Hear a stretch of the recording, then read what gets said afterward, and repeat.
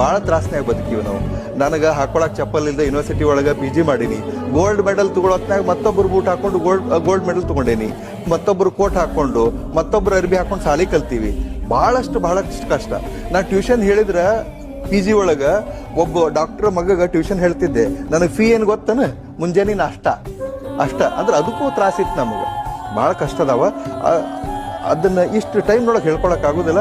But ಆ ಕಷ್ಟವನ್ನು ನೆನೆಸ್ಕೊಂಡ ನಾವು ದಿನಾಲು ಊಟ ಮಾಡ್ತೀವಿ. ಇವತ್ತು DC ಬಂಗ್ಲೆದೊಳಗೆ ನಮ್ಮವ್ವ ನಾನು ಡೈನಿಂಗ್ ಟೇಬಲ್ ಮೇಲೆ ಕುಂತು ಉಣ್ಬೇಕಂತಂದ್ರೆ ನಾವು ಪ್ರತಿಯೊಂದನ್ನು ಖಾರ ರೊಟ್ಟಿ ಎಣ್ಣೆ ತಿಂದದ್ದು, ಉಪವಾಸ ಮಲ್ಕೊಂಡದ್ದು, ನೀರು ಕುಡಿದು ಮಲ್ಕೊಂಡದ್ದು ಅದನ್ನ ನೆನೆಸಿ ಉಣ್ತೀವಿ.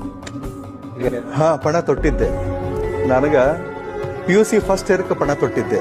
ಏನಂತ, ರೆಡ್ ಲೈಟ್ ಕಾರಿನ ಕನಸು ಅವಾಗ ಬಿತ್ತು. IAS ಅನ್ನೋ ಶಬ್ದ ಅವತ್ತು ನನ್ನ ಕಿವಿಗೆ ಬಿತ್ತು. ಅವತ್ತಿಲಿಂದ್ರ ಇವತ್ತಿನ ತನ ಬಿಟ್ಟು ಬಿಡದ ಬಹಳಷ್ಟು ಶ್ರದ್ಧೆಯಿಂದ ಪ್ರಾಮಾಣಿಕವಾಗಿ ಅದ್ರ ಬೆನ್ನ